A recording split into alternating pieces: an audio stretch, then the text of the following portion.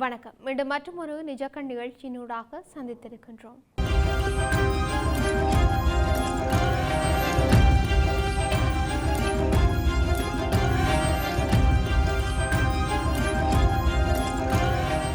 Iran வலுசக்தி உட்கட்டமைப்புகள் மீதான தாக்குதல்களை April 6 வரை மேலும் 10 நாட்களுக்கு ஒத்திவைப்பதாக அமெரிக்க ஜனாதிபதி டொனால்ட் ட்ரம்ப் அறிவித்திருக்கின்றார். தெஹ்ரான் இதனை கோரியதாகவும் யுத்த நிறுத்தம் தொடர்பான பேச்சுவார்த்தை சிறப்பாக இடம்பெற்று வருவதாகவும் அவர் தெரிவித்திருக்கிறதாக சர்வதேச ஊடகங்கள் செய்தி வெளியிட்டிருக்கின்றன.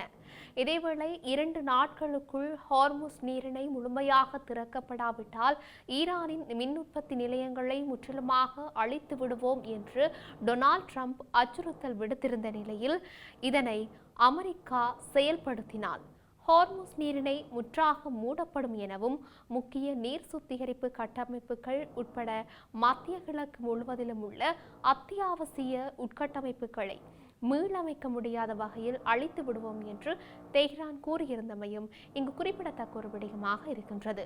இதனைத் தொடர்ந்து குறித்த தாக்குதலை 5 நாட்களுக்கு ஒத்திவைப்பதாக ட்ரம்ப் அறிவித்த காலக்கெடு தற்போது நிறைவடைந்திருக்கின்ற நிலையில் அதனை மேலும் 10 நாட்களுக்கு நீடிப்பதாக தற்போது அறிவித்துள்ளமை இங்கு குறிப்பிடத்தக்க ஒரு விடயமாகவே இருக்கின்றது. தொடர்ச்சியாக தேசிய மக்கள் சக்தி அரசாங்கத்துக்கு உதவி செய்த பணம் வழங்கிய புலம்பெயர் தமிழர்கள் மற்றும் சர்வதேச அமைப்புகள் அரசாங்கத்தின் இயலாமையை அறிந்து கொள்வார்களோ என்ற பயத்தில் அரசாங்கம் செயல்படுவதாக மொட்டு கட்சியின் நாடாளுமன்ற உறுப்பினர் நாமல் ராஜபக்ச தெரிவித்திருக்கின்றார். ஊடகவியலாளர்கள் கேட்ட கேள்வியொன்றுக்கு பதிலளிக்கும் போதே அவர் இதனை தெரிவித்திருக்கின்றார். தொடர்ந்துரையாற்றிய அவர் அரசாங்கம் போலீஸை பயன்படுத்தி பலாத்காரமாக சாட்சியங்களை பெற்றுக்கொள்ள முயற்சிப்பதோடு வாக்குமூலங்களை அச்சுறுத்தி பெற்றுக்கொள்கின்றனர். நாட்டில் பாரிய நெருக்கடி ஒன்றை வைத்துக்கொண்டு அரசியல் லாபங்களுக்காக அரசாங்கம் செயல்படுகின்றது. அரசாங்கத்தின் இவ்வாறான நடவடிக்கைகளுக்கு சர்வதேசத்தின் தலையீடு தொடர்பில் நாங்கள் கதைக்கவில்லை என்றாலும் சர்வதேச அமைப்புகள் இது தொடர்பில் அறிந்திருக்க வேண்டும்.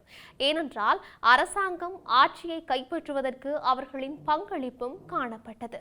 தாங்கள் ஆட்சிக்கு கொண்டு வந்தவர்களின் தன்மையை அமைப்புகளும் தெரிந்து கொள்ள வேண்டும் என்றும் தெரிவிக்கப்பட்டிருக்கின்றது. எதிர்கட்சியினராக நாங்கள் நாட்டில் ஜனநாயகம் இல்லை என்று சர்வதேசத்திற்கு இவ்வாறான சந்தர்ப்பத்தில் தெரிவித்தது குழப்பத்தை ஏற்படுத்துவதற்காகவல்ல. அரசாங்கம் நீதியாக நடந்து கொள்வதென்றால் ஏன் அச்சம் கொள்ள வேண்டும்? கோவிட் தொற்றின் பின்னர் நாட்டில் ஏற்பட்ட பொருளாதார நெருக்கடியின் போது ஜேவிபி எப்படி நடந்து கொண்டது என்று அனைவருக்கும் தெரியும். ஆனால் நாங்கள் அவ்வாறான செயற்பாடுகளில் ஈடுபட மாட்டோம் என்று குறிப்பிட்டும் இருக்கின்றார். இவை இப்படி இருக்க ஈரானின் மின் உற்பத்தி நிலையங்கள் எரிசக்தி நிலையங்கள் மீதான தாக்குதலை மேலும் 10 நாட்களுக்கு நிறுத்தி வைப்பதாக அமெரிக்க ஜனாதிபதி டொனால்ட் ட்ரம்ப் அறிவித்திருக்கின்றார். அணுசக்தி ஒப்பந்தத்தில் கையெழுத்திட மறுத்ததை தொடர்ந்து கடந்த பிப்ரவரி 28ஆம் தேதி அமெரிக்கா மற்றும் இஸ்ரேல் இணைந்து ஈரான் மீது தாக்குதல் நடத்தி வருகின்றன. இதற்கு பதிலாக ஈரானும் எதிர்த்தாக்குதல்களை மேற்கொண்டு வருகின்றமையும் இங்கு சுட்டிக்காட்டத்தக்க விடயமாக இருக்கின்றது. இதற்கு பதிலாக ஈரானும் எதிர்த்தாக்குதல்களை மேற்கொண்டு வருகின்றது. உலகில் கச்சா எண்ணெய் போக்குவரத்திற்கான முக்கிய வழித்தடமாக கருதப்படும் ஹார்முஸ் நீரிணையை ஈரான் முடக்கியதுடன் அந்த பாதையை கடக்க முயன்ற சில கப்பல்கள் மீது தாக்குதல்களை நடத்தியதாகவும் தெரிவிக்கப்பட்டும் இருக்கின்றது.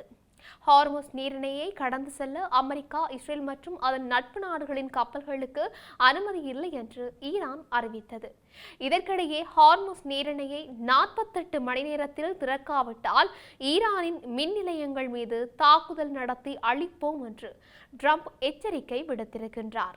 இதனை நிராகரித்த ஈரான் தங்களது மின் நிலையங்களை தாக்கினால் வளைகுடா நாடுகளில் இருக்கின்ற மின் நிலையங்களை தாக்குவோம் என்று பதில் அறிவிப்பை வெளியிட்டிருக்கின்றது. இதற்கிடையே ட்ரம்ப் விதித்த கெடு கடந்த 24ஆம் தேதி காலை முடிவடைய இருந்த நிலையிலும் ஈரானுடன் பேச்சுவார்த்தை நடப்பதால் அதன் மின் நிலையங்கள் மீதான தாக்குதலை மேலும் 5 நாட்கள் நிறுத்தி வைப்பதாக ட்ரம்ப் அறிவித்தும் இருக்கின்றார். ஆனால் அமெரிக்காவுடன் எந்த ஒரு பேச்சுவார்த்தையும் நடைபெறவில்லை என்று ஈரான் திட்டவட்டமாக தெரிவித்திருக்கின்றது. மேலும் அமெரிக்கா முன்வைத்த 15 அம்ச திட்டத்தையும் நிராகரித்த நிலையில் ஈரானுடன் பேச்சுவார்த்தை நடைபெற்று வருவதாக ட்ரம்ப் தொடர்ந்து கூறி வருகின்றார். இந்த நிலையில் ஈரானின் மின் உற்பத்தி நிலையங்கள் மற்றும் எரிசக்தி கட்டமைப்புகள் மீது மேற்கொள்ளப்படும் தாக்குதல்களை மேலும் 10 நாட்களுக்கு நிறுத்தி வைப்பதாக ட்ரம்ப் தற்போது அறிவித்தும் இருக்கின்றார்.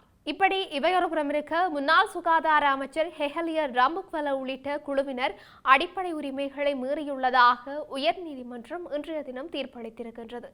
2022ஆம் ஆண்டு இந்திய கடன் திட்டத்தின் கீழ் பதிவு செய்யப்படாத நிறுவனம் ஒன்றிடமிருந்து கொள்முதல் நடைமுறைகளை மீறி சுகாதார பொருட்களை கொள்வனவு செய்ததன் மூலம் இவ்வாறு தீர்ப்பு வழங்கப்பட்டிருக்கின்றது. இந்த நிலையில் அவரது தனிப்பட்ட பணத்திலிருந்து 75 மில்லியன் ரூபாய் நஷ்ட ஈட்டை அரசாங்கத்திற்கு செலுத்த வேண்டும் என்று உயர் நீதிமன்றம் இங்கு உத்தரவிட்டும் இருக்கின்றது. தொடர்ச்சியாக சுகாதார அமைச்சின் அன்றைய செயலாளர் ஜனக சந்திரகுப்த மற்றும் தேசிய மருந்துகள் ஒழுங்குபடுத்தல் அதிகார சபையின் முன்னாள் தலைவர் பேராசிரியர் ST ஜெயரத்ன ஆகியோர் தலா 50 மில்லியன் ரூபாவை செலுத்த வேண்டும் என்று உத்தரவிடப்பட்டிருக்கின்றது. அத்துடன் தேசிய மருந்துகள் ஒழுங்குபடுத்தல் அதிகார சபையின் முன்னாள் பிரதான நிறைவேற்று அதிகாரி வைத்தியர் விஜித் குணசேகர மற்றும் மருத்துவ வழங்கல் பிரிவின் முன்னாள் பணிப்பாளர் வைத்தியர் துசித சுதர்சன் ஆகியோர் 50 மில்லியன் ரூபாவை நட்டஈடாக அரசாங்கத்திற்கு செலுத்த வேண்டும் என்றும் அறிவிக்கப்பட்டிருக்கின்றது. டிரான்ஸ்பேரன்சி இன்டர்நேஷனல், ஸ்ரீலங்கா உள்ளிட்ட இரு தரப்பினர் தாக்கல் செய்த அடிப்படை உரிமை மீறல் மனுவை விசாரணை செய்த பின்னரே இந்த தீர்ப்பு வழங்கப்பட்டிருக்கின்றது. பிரதம நீதியரசர் பிரீத்தி பத்மன் சூரசேன தலைமையிலான 3 அடங்கிய உயர்நீதிமன்ற நீதியரசர்கள் குழாம் இந்த வரலாற்று முக்கியத்துவம் வாய்ந்த தீர்ப்பை அறிவித்திருந்தமையும் இங்கு குறிப்பிடத்தக்க ஒரு விடயமாக இருக்கின்றது. இப்படி இருக்க, மட்டக்களப்பில் மயக்க மருந்து கொடுத்து பெண்களை கடத்தி அவர்களின் நகைகளை கொள்ளையிட்டு பின்னர் கிணற்றில் வீசி எறிந்த கும்பலுக்கு சார்பாக சட்டத்தரணிகள் நீதிமன்றத்தில் முன்னிலையாக வேண்டாம் என்று கோரி போராட்டம் ஒன்று முன்னெடுக்கப்பட்டிருக்கின்றது. இந்த போராட்டம் இன்றைய தினம் நடைபெற்றும் இருக்கின்றது.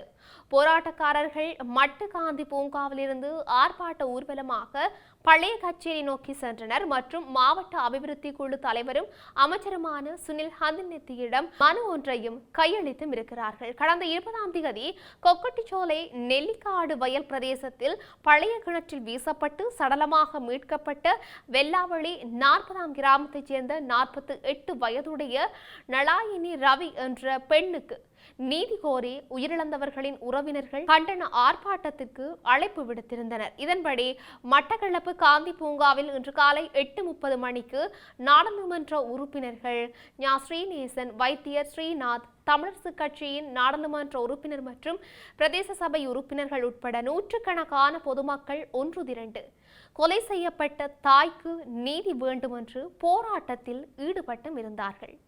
போராட்டக்காரர்கள் அங்கிருந்து பஜார் வீதி வழியாக நீதிமன்ற வீதி சுற்றுவட்டத்தை கடந்து பழைய கச்சேரி சென்றார்கள். இதன்போது மாவட்ட அபிவிருத்தி குழு கூட்டத்திற்கு பிறகு போலீசார் போராட்டக்காரர்கள் உள்ளே செல்லாமல் தடுத்து நிறுத்தியும் இருக்கின்றார்கள். இந்த நிலையில் மக்கள் நீதி கோரி அமைச்சர் சுனில் ஹந்திநெத்தியிடம் மனு ஒன்றையும் கையளித்தும் இருக்கின்றார்கள். இப்படி இருக்க, நாட்டில் இன்னும் என்னெல்லாம் நடக்கப் போகின்றது என்று நாங்களும் பொறுத்திருந்து பார்க்கலாம். மீண்டும் மற்றொரு பதிவினூடாக சந்திக்கலாம். வணக்கம்.